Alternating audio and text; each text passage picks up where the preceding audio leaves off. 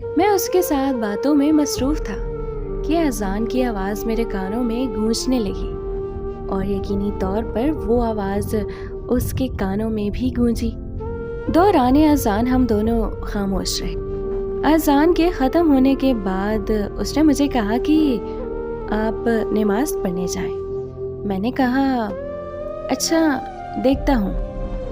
وہ کہنے لگی آپ ہمیشہ ہی ایسے کہتے ہیں، آپ کبھی نماز نہیں پڑھتے، بس دیکھتا ہوں یہی کہتے ہیں۔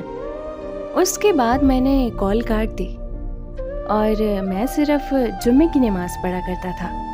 ایک دن مجھے نیند نہیں آ رہی تھی، میں صبح تک جاگتا رہا۔ صبح کے وقت اس کا میسج آیا، اٹھ کر نماز پڑھ لیں جلدی سے۔ میں نے کہا اچھا۔ اس دن نماز پڑھی، وہ بہت خوش ہوئی، پھر بولی آپ کو پتہ ہے شادی کے بعد میں اپنی صبح کا آغاز کیسے کروں گی؟ میں نے کہا نہیں معلوم۔ وہ کہنے لگی کہ ہم دونوں صبح اٹھ کے نماز پڑھا کریں گے، میں آپ کے پیچھے جائے نماز بچھا کر نماز ادا کروں گی۔ میں نے کہا کہ انشاءاللہ۔ اس کے بعد میں سو گیا۔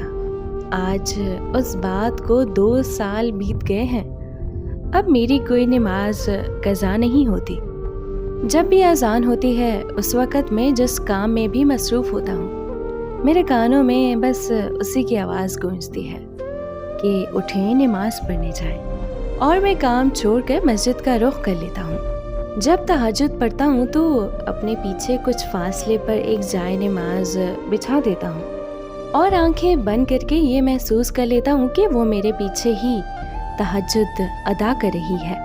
پھر دونوں جائے نمازوں کو تہہ لگا کر الماری میں اسی جگہ رکھ دیتا ہوں جہاں اس کی تصویر رکھی ہے۔ اس ٹائم کچھ لمحوں کے لیے سب کچھ رک سا جاتا ہے۔ اس وقت بس اس کی یادیں اور میرے آنسو جاری رہتے ہیں۔